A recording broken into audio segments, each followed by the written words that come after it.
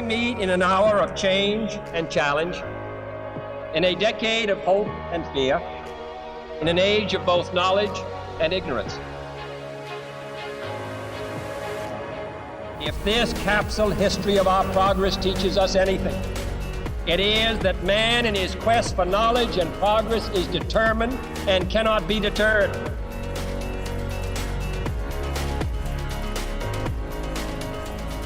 Because that goal will serve to organize and measure the best of our energies and skills.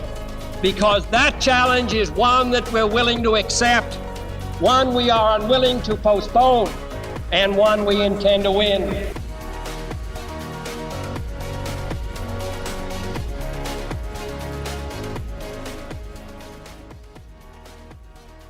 Hello, everybody, and welcome to the latest edition of the Energy Impact Centre podcast. I'm joined today by Tom Thackray. Hello, Tom. Hi, Mike. Tom is the Programme Director for Decarbonisation, but we've actually just qualified that he does a lot more than decarbonisation, which is going to be good for us today, so we can hear all about that stuff. And Tom is from the Confederation of British Industry, CBI, which is an organisation that's name is in the news a lot in the UK, working with governments, representing the industry, and working across sector. And the CBI are involved in pretty much everything that business does in the UK. So it's going to be really interesting to find out about what you're doing. Tom, thanks so much for coming on today. Really appreciate it. Why don't you start out by sort of giving us a little bit of a potted history of yourself and how did you end up where you are and taking on this role and working on decarbonisation? Sure, yeah, happy to. So I'm a policy wonk at heart, really. I've always been interested in politics. You know, growing up, I came from a political family without being sort of party political. So we always had, political news shows on. It was always in the background and sort of consuming this information. So I was always sort of politically active without being sort of aligned to any political party. So just, enjoyed following it in a bit of a geeky way. And so that went into my study, and I sort of studied politics and economics at university, and had the opportunity to go out and work in Brussels for a little bit, where I worked with some of the institutions doing internships and things like that, across a range of different policy areas. And then, on coming back and graduating and doing a bit more study, I sort of came back to the UK and started getting a bit more deeply involved in UK politics, sort of monitoring parliamentary debates and things like that in quite a really geeky way, actually. And sort of, businesses used to pay me, I guess, to monitor what was going on in Parliament, just to see whether there were risks that they should be alive to, or opportunities to gain relationships with members of Parliament and things like that. And then I joined the CBI back in 2010. I'd done a little bit of work with the CBI in Brussels previously, but I joined the CBI permanently in 2010. I've been with them for the last 13 years or so. That's a long stint, isn't it? 13 years. Yeah, definitely in today's world, it's a long stint, isn't it? And I didn't start in 2010 thinking, this is going to be where I'm going to spend the next 15 years of my working life. But like you said, it's, CBI is such a broad and large organization. We speak for so many businesses that I've, dotted around different jobs over that time, progressed in my career. So tell us a bit. So before you get into what you do at the CBI, give us an intro to the CBI, because a lot of our listeners are US based and they may not have heard of it. Yeah, so we're a business representative organization. I guess the nearest equivalent in the US would be the US Chamber of Commerce, although we're slightly different to that. So businesses pay us a membership subscription, and they join our network. And we represent their views to government. So we are primarily, although not exclusively, a lobbying organization. So we lobby government to create the conditions that enable businesses to invest. And that's right across the suite of things that businesses might be interested in. So at the moment, I work on energy and decarbonisation, but we're involved in skills agenda, finance, international and exports, innovation, anything that businesses are interested in, basically, and where there's a sort of government link. we play a role. And because we speak for so many businesses, we estimate that we sort of speak for around 200,000 businesses through our trade association network as well. That gives us a lot of power, I suppose. That's a weighty voice that we speak for. And that means that we've got decent access to senior people in government. Like you say, it means that we've got good access through the media, and we've got a big policy team. So we probably have about 70 people working on policy across the team. About sort of 10 to 12 of them working on sort of decarbonisation energy issues in my team. So yeah, we've got a big reach, quite a lot of power, and quite a lot of capacity, I suppose. And so that explains why you could stay somewhere 13 years, because you could tour around and try so many different things. So what are the different things that you've been able to try and do, and the impacts you've been able to have? Yeah, I think I started out working in sort of public services policy, which was about partnerships between the government and the private sector, and particularly around infrastructure. So, when we were building social infrastructure like schools and hospitals, the partnerships that the government would enter into with the private sector to get that done. I've done a lot of work in what we call our sort of enterprise field, which is working with small and medium-sized businesses, entrepreneurs, and trying to get the policy conditions right for business startups and scale-ups in the UK. I had a bit of a niche period working specifically on planning policy, which was actually, people might think that's incredibly dull, but actually, when you get into the detail of something like that, is incredibly important. Yeah, and absolutely critical. Yes, exactly. Yeah. I was going to say. If there's one thing that businesses complain about more than anything else, it might be the planning system. So I was definitely finding that job. And then I worked on innovation policy for a little while, but I moved on to lead the team that I currently lead in 2018, I think. And that was initially the sort of energy and climate change team, turned into the decarbonisation team a couple of years ago once we had a change of leadership. But essentially at that time I was made responsible for leading the CBI's voice when it came to energy issues, and increasingly businesses wish to be more active on the sort of decarbonisation and broader sustainability space. And I want to get into the decarbonisation space. It's clearly the focus of the podcast. But can you give us some examples of things that are sort of cross-sector issues at the moment? I mean, decarbonisation actually probably will be one of them, but can you give me some other examples? I mean, the UK has been quite a politically tumultuous place for the last 12 months. Actually, you could say the last 5 years, to be honest. It's been quite tumultuous, and creating certainty for business. You hear it all the time. Business needs certainty. We need to create long-term plans. If we're going to invest, we need to know what we're going to be doing. And I think that's been quite hard. So can you sort of talk to the themes that are coming out that you're seeing cross-sector, whether it's Brexit or other things that could be interesting?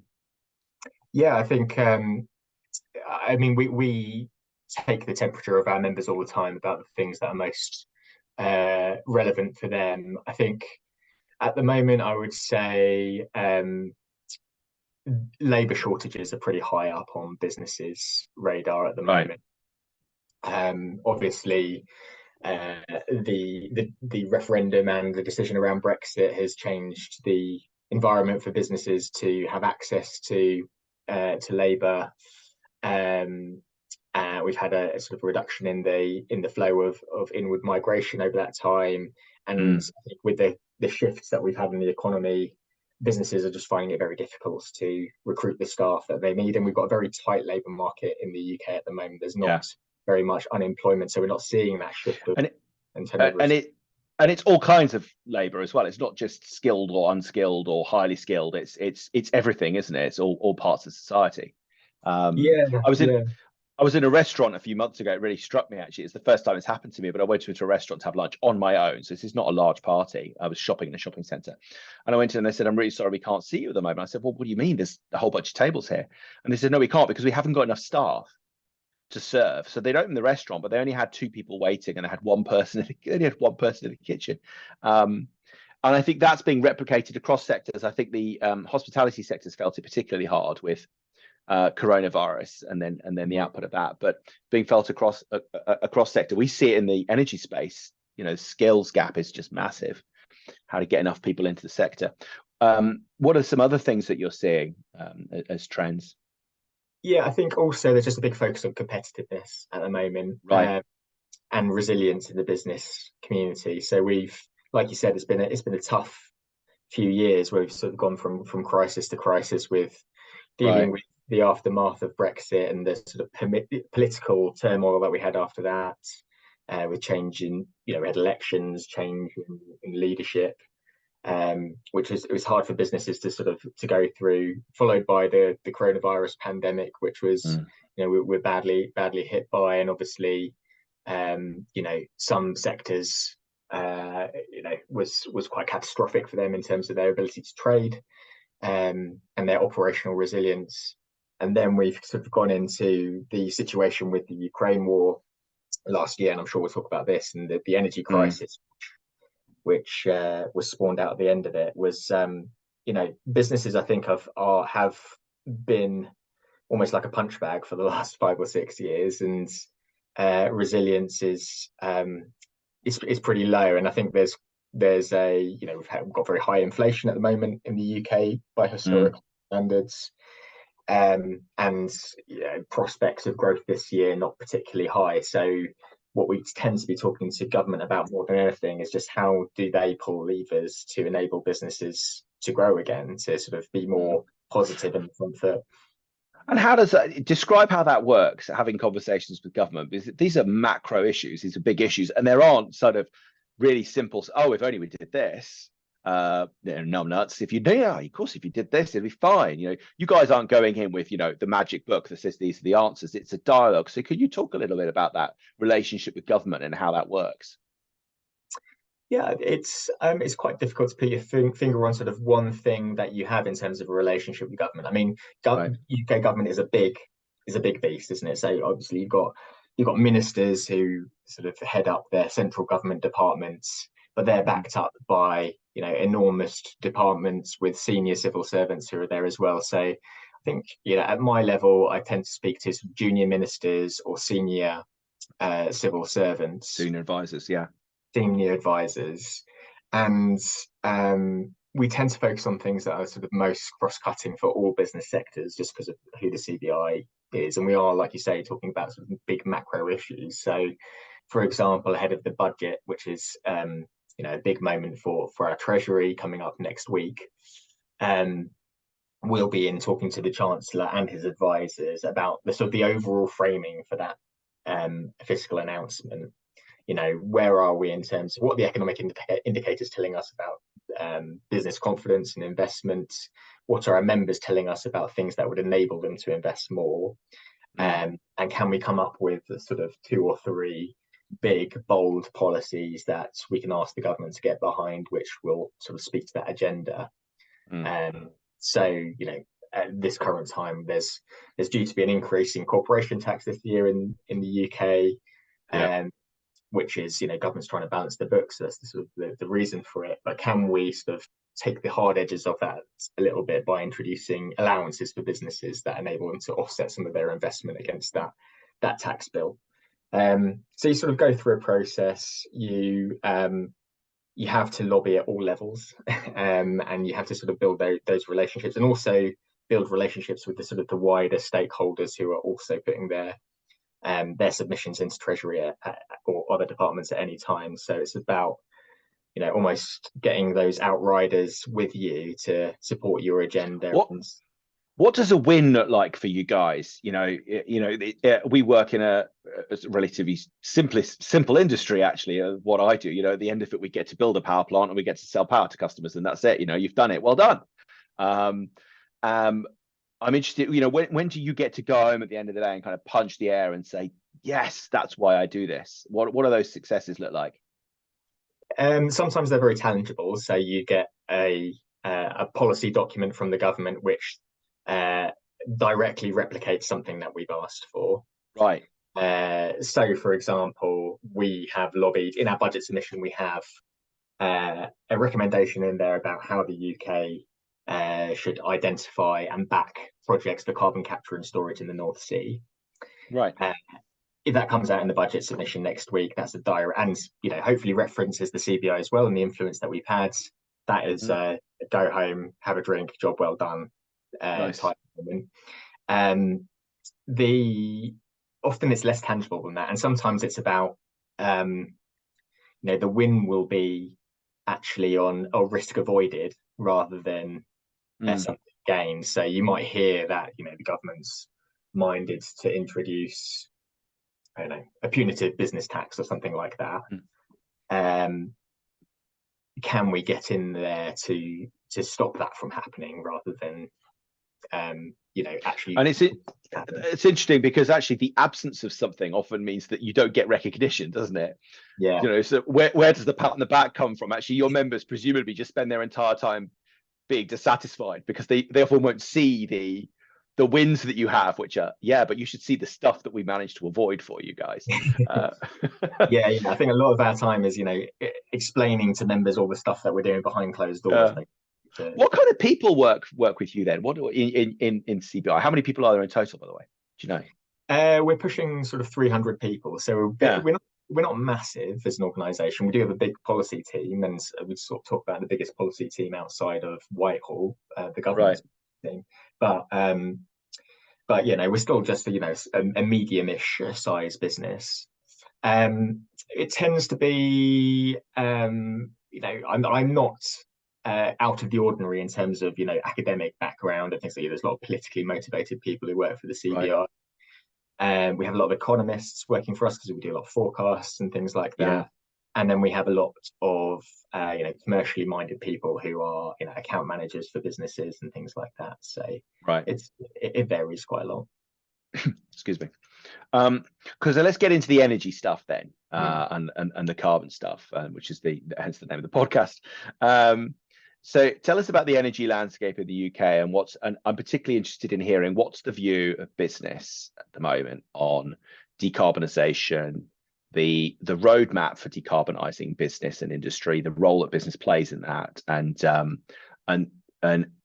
what sort of trends are you starting to see?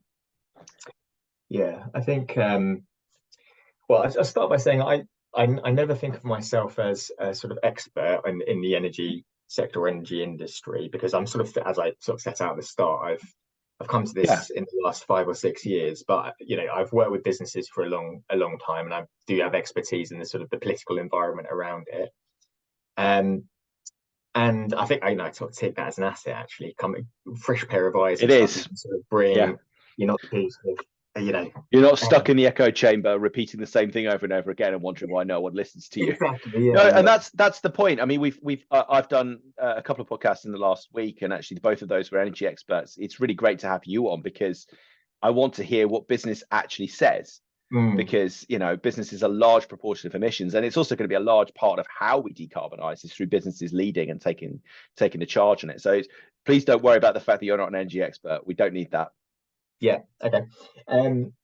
So what I'm proud of at the CBI is that I think we've taken quite a progressive attitude when it comes to sort of decarbonising business, and for quite a long time as well. So, but long before I was sort of involved in our work in this area, due to the leadership of, I think, probably a minority of influential business leaders, they really pushed us to sort of be one step ahead of our members for a little while. So around the sort of early 2010s, when the UK was passing its first sort of climate change act in Parliament, I think up until that point, the sort of modus operandi for businesses would have been say, like, there's risks in this. We don't want to go ahead of the pack.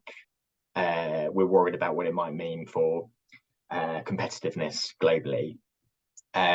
But I think there was a bit of a change at that point where we started to see the opportunities inherent in the transition, and recognise that if UK businesses were among the first, then we could sort of capture some of that market share globally. Having said that, when the initial Climate Change Act sort of mandated that we reduce emissions in the UK by 80% by 2050. And so there was a tendency amongst our membership to think that I'll be part of the 20% of residual emissions then. So everyone thought they were part of the 20%. And what we've seen in net zero in the last few years is that, oh, that's inclusive. Everyone needs Can't hide anymore. Exactly. Everyone needs to act. There's no ambiguity there, really. I mean, there's a little bit, some, there's, but most businesses realize that zero means zero and they need to start cutting down on it. And I think, businesses are led by humans as well, and they're seeing the impact of extreme weather events and the catastrophe that climate change might be, or increasingly is.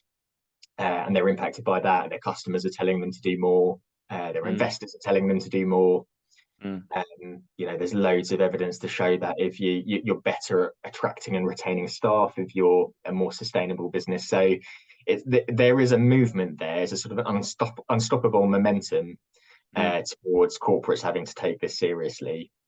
And so sort of a sequence of that was happening anyway. And then I think the UK's hosting of COP26 was also important because that brought a focus to government policy in not only sort of having the net zero target, but also having a strategy to back it up as well, and transition all of the sectors of the economy. So, it's been a bit of a whirlwind, but I think UK businesses, and I would say, relative to other countries, I think are much more aware of this agenda and acting towards it in bigger ways than their counterparts in other countries, I'd say.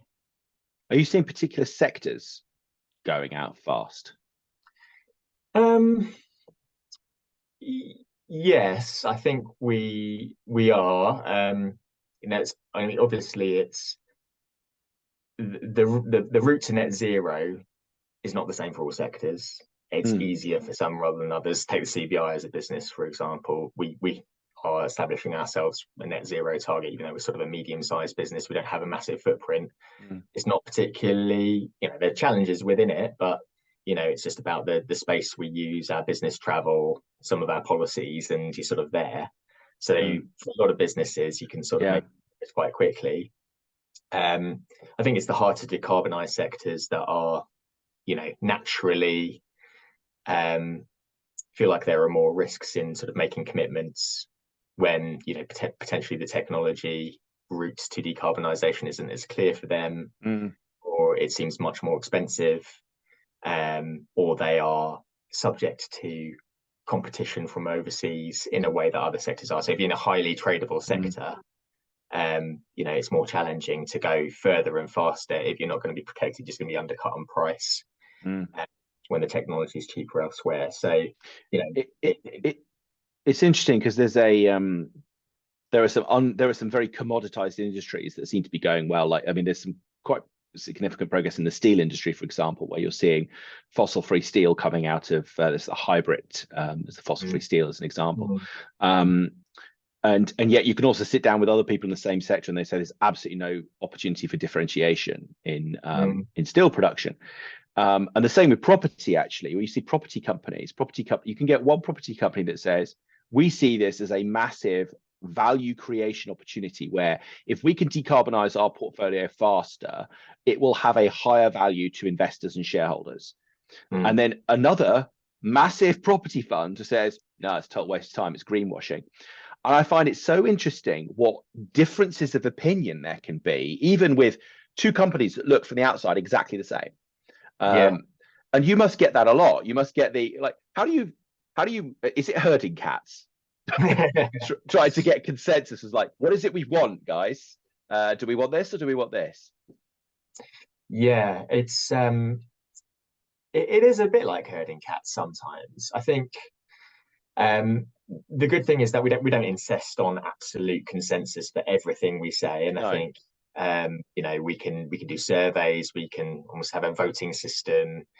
We air a lot of this stuff publicly. We consult businesses en masse so they kind of see the breadth of opinions that we're getting, and we steer a course between the two.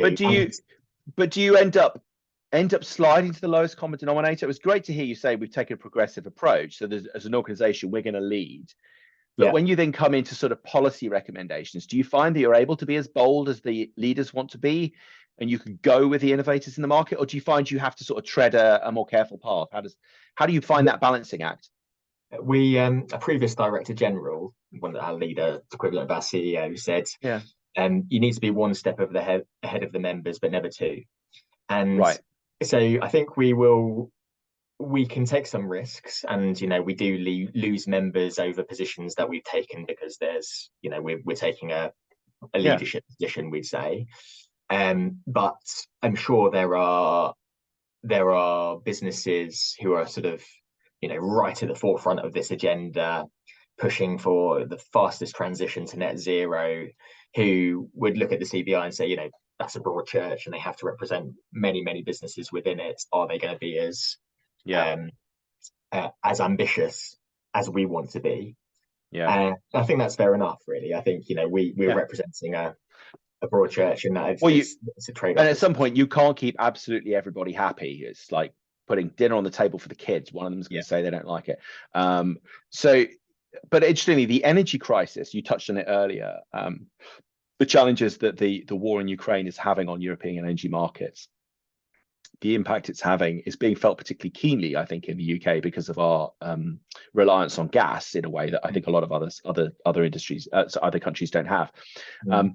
And this isn't certainly for the States. I don't think they've had the same challenge. In fact, if anything, they've had an opportunity on the back of this because they're making so much money.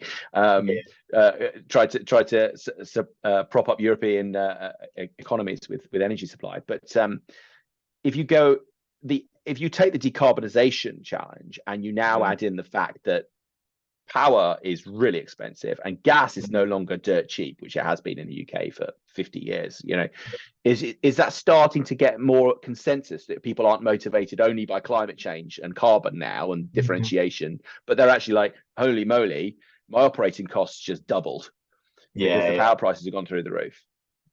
I think there's definitely a wish from some of our members to make sure that it's not a miss. You can't waste this crisis, basically. It has a bit of an inflection point for sort of accelerating the transition. So we're seeing much more interest in, on-site generation, for example, solar panels, turbines, things like that. Businesses working directly with suppliers through power purchase agreements, things like that. Investments in energy efficiency, our housing stock is particularly inefficient in terms of its energy efficiency, but also, some of our commercial buildings are also there's been a bit of a market failure there in the past in terms of businesses not investing in energy efficiency as well. But the entrepreneurship opportunity for a supply chain to exist to serve this need now just seems staggering. Have you got any numbers around what the opportunity is to sorry, springing this on you, but maybe you could talk about that a little bit if you don't have any numbers. But it just strikes me this massive opportunity to decarbonize buildings and provide on-site power solutions, put in PPAs, and are you seeing an uplift in the number of companies that are trying to move into this space, and is there a diversification happening at all? I think it's starting to happen. I think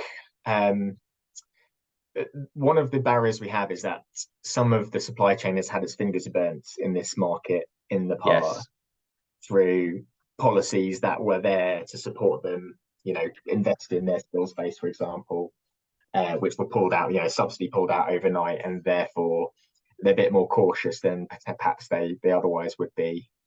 And then we've got the issue with the tight labour market that we said before. So I think for energy efficiency in particular, the biggest barrier to actually, insulating homes and commercial properties as fast as we'd like to is just the availability of people to do that, to do the work. So, I've got my own experiences of trying to get my loft insulated recently and, not being able to find anyone with availability and sort of, it takes a long, long time. It just doesn't seem to be availability. But that's why we're sort of pushing government for give us that sort of business certainty in the policy landscape for over a period of years, so that the supply chain has confidence to invest in its skills and its processes and its capital. Exactly. Done.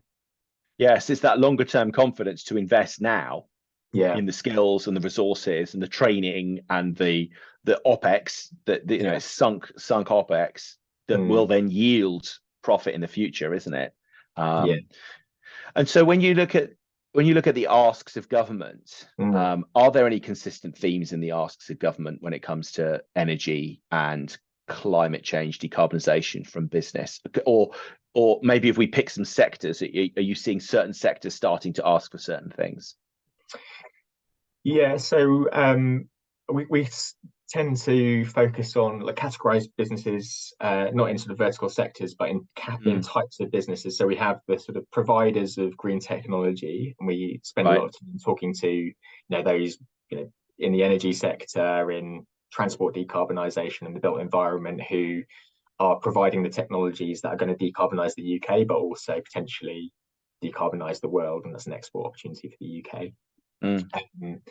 And so in things like the hydrogen economy, or for carbon capture and storage, those sort of early stage sectors, early stage technologies, where investors don't have the confidence yet to invest at a price which is competitive with the fossil fuel alternative or the incumbent. So it needs sort of a government intervention to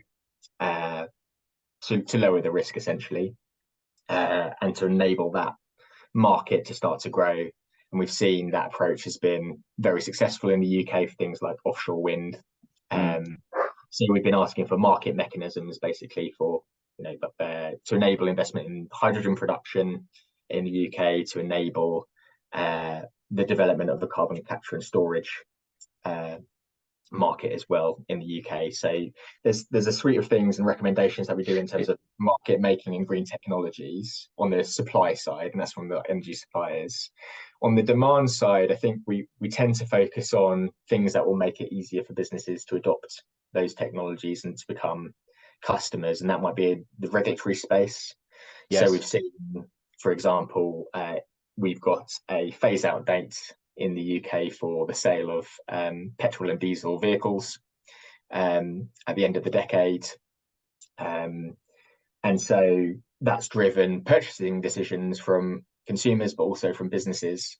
They're having to look at electric vehicles probably more rapidly than they otherwise would do. And it's those kind of policies which can, sometimes businesses are looking for regulation, actually, to give them, the certainty and a plan. Give them a plan for the future. Exactly. So it's that hard thing for government, though, isn't it? Which is, you need to provide some certainty and a bit of a plan, but you also don't want to be seen to be driving one solution and telling everyone what the answer is, and actually working against competition. There's so many examples in the energy space of well-intentioned policy that just didn't work.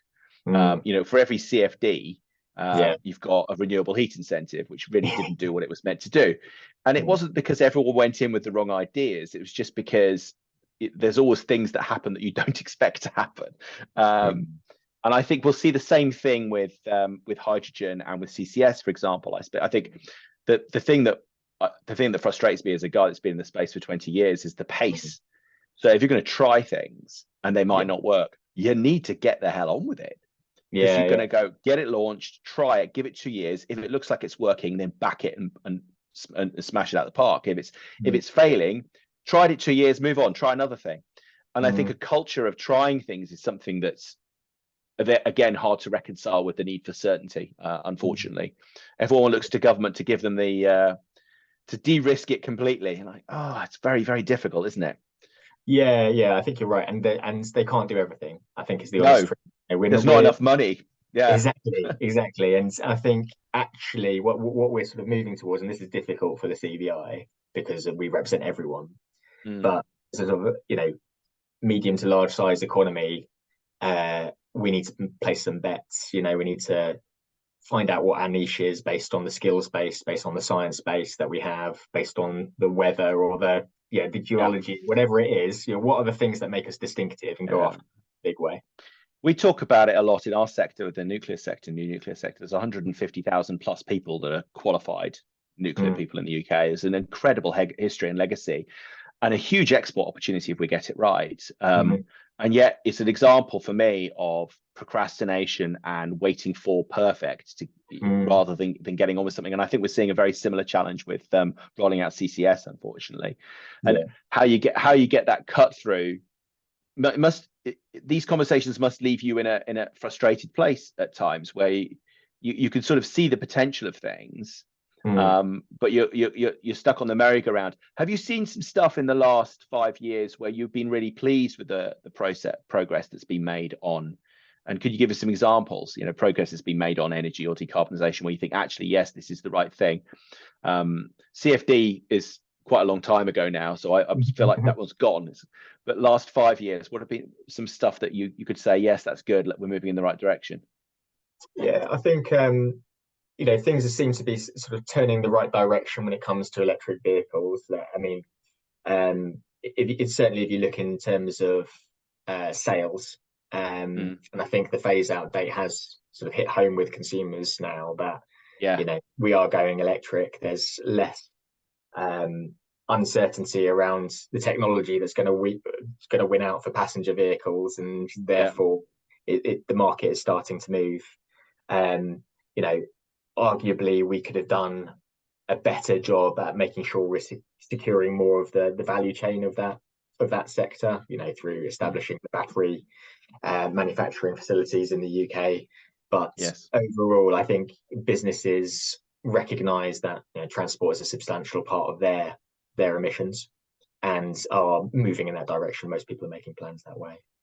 Yeah, but I think businesses are actually often first movers on some of these big EV transfers, aren't they? You're seeing big fleets. So some of the big logistics companies are trying to switch 100%, aren't they? And I think Sky have been quite progressive about their fleet of vans that go around installing Sky TV. That, for everyone on the podcast who doesn't know them, they install the satellite dishes on people's houses, or increasingly they don't do that, they actually do cable, but they do a TV service, and they have vans that go around and serve people. They're increasingly low carbon vans.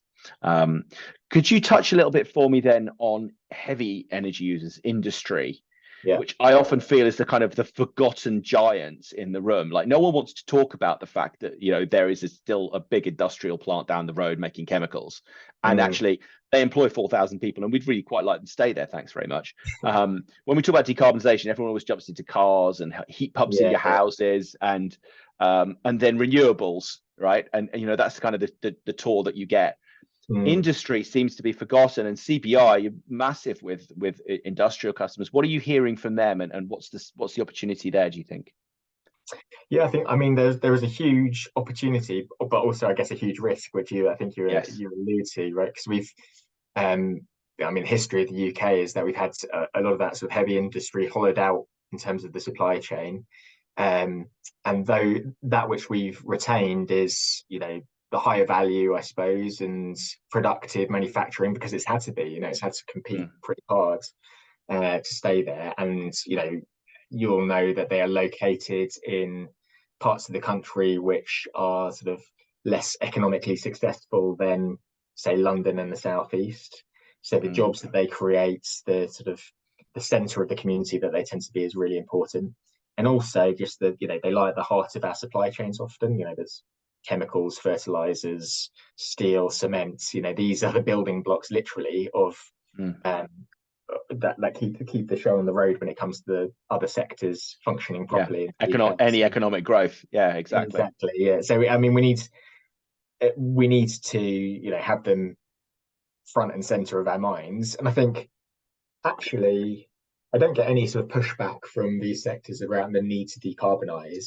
I think the risk that they tend to point to is the risk of carbon leakage, because they tend to be in globally traded sectors, and they are exposed often to things like higher energy prices. So if we've got a high energy price and a high carbon price in the UK, and the competition isn't subject to the same thing, then they are exposed. But they're committed at the same time to investing in the technologies that are going to see them decarbonize. I think there's probably an opportunity for actually their customers and the demand side in the UK to to push them, to give them reassurance, I suppose, that if they There was switch, demand. yeah, exactly, if they switch to the sort of the low carbon alternative, that there's a market for it, and they're not just going to be left high and dry. Completely. One of the things I'm interested in, because of policy, when you're talking about decarbonisation, everyone always jumps into energy policy. Yeah. For industry, I think there should be more incentives for industry Mhm. to decarbonize. I think there should be tax incentives. Yeah. That should be money off the top, off the bottom, whichever one it is. That actually it's got nothing to do with your decarbonisation or energy budget. It's just we would like you to decarbonize. We'd like you to stay in the UK, and we recognise that there's an advantage in you doing that for us. So, and therefore, if you are able to hit this trajectory with your CO2 footprint, then there will be some kind of tax or employment credit benefit. And I do worry sometimes that the policy for decarbonisation, because it sits in BEIS and not BEIS anymore, it's DESNES or something, isn't it? Department for Energy Security and Net Zero. But because it sits in there, we miss that, that connection with actually, but businesses pay loads of other taxes. What about lower rates if you are in a certain area of a city which connects into a district heating network, for example? And if you connect in, you get lower business rates for the first 5 years. And a creativity around that is I think still missing from policy with the government. I don't know, maybe that's something we can work on with the CBI. Yeah, I think we're really interested to look at all of those levers that government could pull. There's the exact opposite in places now at the moment, isn't there? So if you invest in capital to make you more energy efficient in your plant, for example, you get a bigger business rates bill at the end of the tax year, and there's a conscious disincentive to exactly investment in becoming more energy efficient and cutting emissions. So exactly. I could go for a very long time on that one, but I won't. Okay, good. Tom, this has been fantastic. You've given us a real tour through the flavour of the CBI and the work that you're doing, and particularly the connection into business. So something I'd like to finish with is the question I finish with everybody is you're clearly very passionate. You clearly care about making a difference. I don't think people come on these podcasts if they don't care about making a difference. You've been there 13 years, and I want you to project forward for me 13 years into the future. You'll be as grey as me, and I'd love to know, what do you want your legacy to be when you look back on your career? What's the impact that you would like to have had and that you'd like to be remembered for? I would really like to say that I've made a difference in industrial decarbonisation businesses journey towards net zero.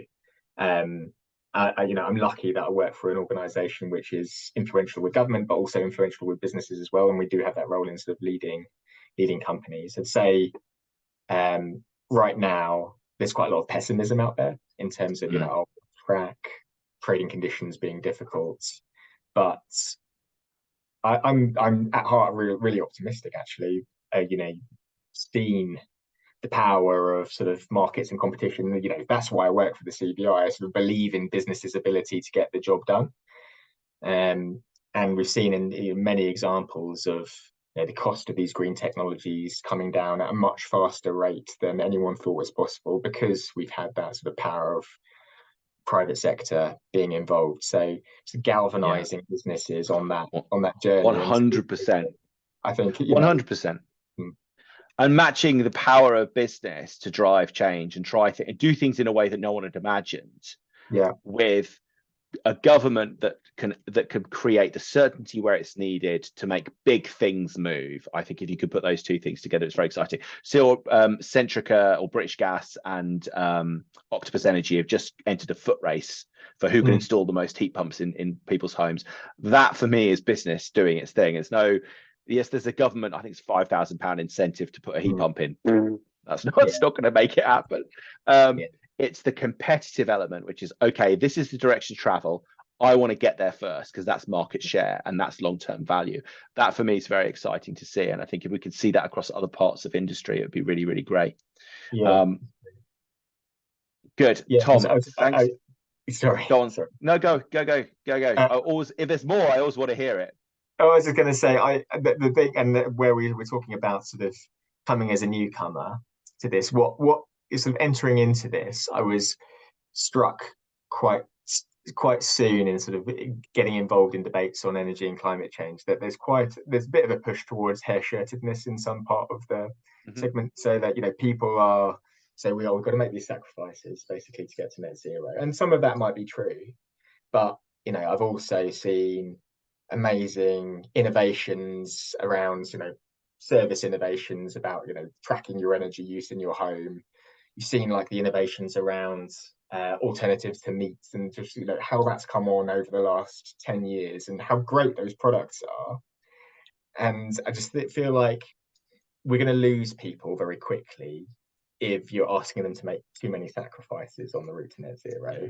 But if you paint a picture for them for these great things that are coming out, how the services, the products that they're going to be able to access over the next 10 to 15 years will make their lives better. That's how it's going to be won.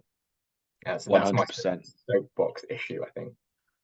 So a positive note to end it. Let's inspire people. Let's give them a reason to do something and a value that it delivers, rather than tell them that they can't go on holiday and they have to sit in the dark.